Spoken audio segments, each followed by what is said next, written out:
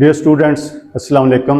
हम physics class 9 chapter number 4 के numericals कर रहे हैं।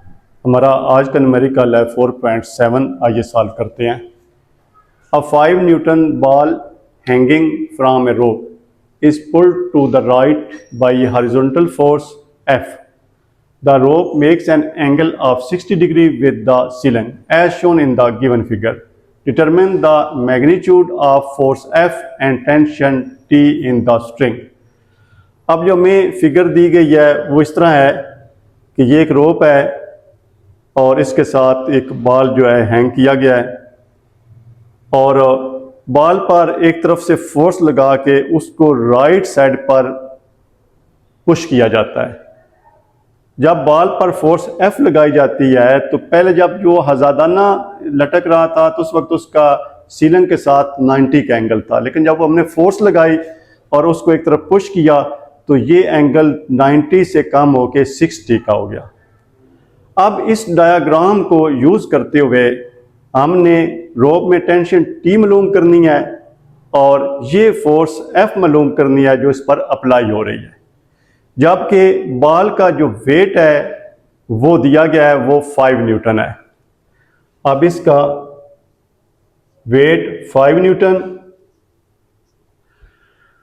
अब हम इस क्वेश्चन को सॉल्व करने के लिए ये टेंशन T जो है, टेंशन T को हम इसके परपेंडिकुलर कंपोनेंट में रिजॉल्व करते हैं। अब यहाँ से एक परपेंडिकुलर लाइन ये सीलिंग के साथ ड्रा करेंगे।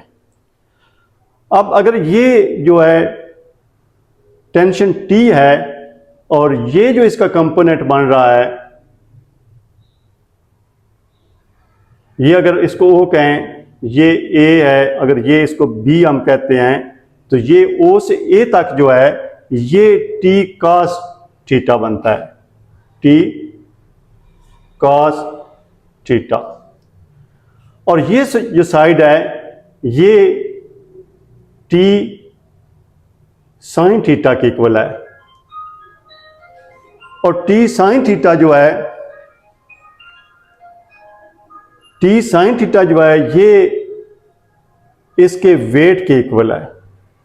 क्योंकि वेट जो है वो नीचे की तरफ अप्लाई हो रहा है, वेट इस लाइन में अप्लाई हो रहा है, तो ये जो साइड है ये वेट को शो कर रही है। अब इसी डायग्राम को यूज करते हुए हम इसको सॉल्व करेंगे।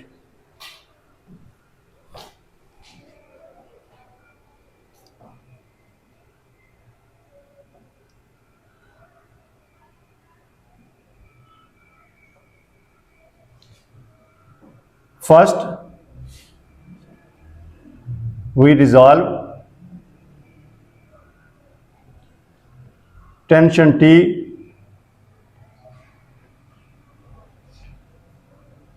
into its perpendicular components.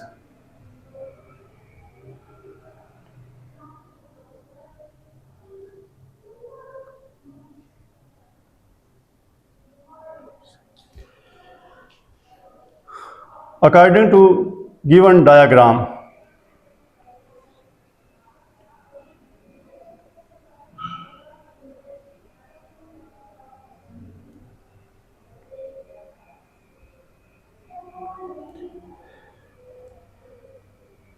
T sin theta equal to W, T equal to W over sin theta। अब W की वैल्यू हमारे पास 5 न्यूटन है over sine 60,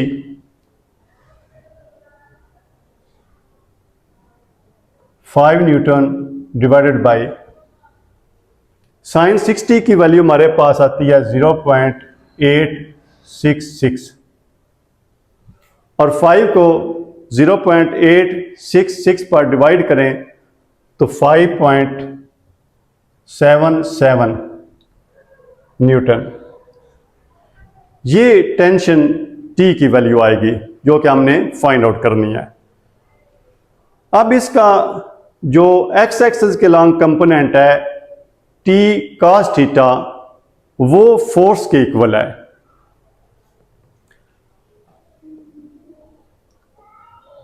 T cos theta ये चूंकि फोर्स के लॉन्ग है तो इसको हम फोर्स के इक्वल रखेंगे और force equal to T cos theta values put करेंगे।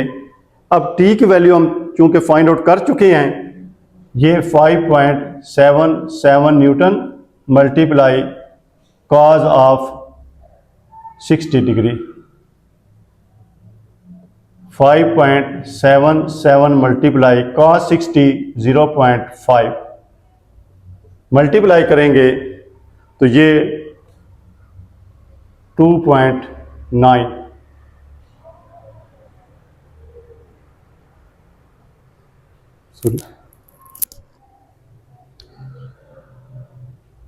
अब टी की वैल्यू हमारे पास आ गई है। अगर हम टेंशन टी का जो एक्स कंपोनेंट है टी cos थीटा, चूंकि ये फोर्स एफ के अलांग है तो फोर्स एफ जो है वो हमारी टी cos थीटा की इक्वल होगी। एफ इक्वल टू, अब टी की वैल्यू हमारे पास हमने फाइंड कर चुके हैं 5.77 Newton multiply cos 60 degree, 5.77 Newton multiply cos 60 0.5। अब इसको मल्टीप्लाई करेंगे 5.77 को 0.5 से करेंगे तो 2.9 आ जाएगा, 2.9 न्यूटन। यानी यहां पर हम फोर्स 2.9 न्यूटन लगाएंगे। जब फोर्स 2.9 न्यूटन लगाएंगे तब ये एंगल 60 का बनेगा, और जब ये एंगल 60 का बन जाएगा ये फोर्स 2.9 न्यूटन लगाने से, तो इसमें जो टेंशन क्रिएट होगी वो 5.77 न्यूटन होगी।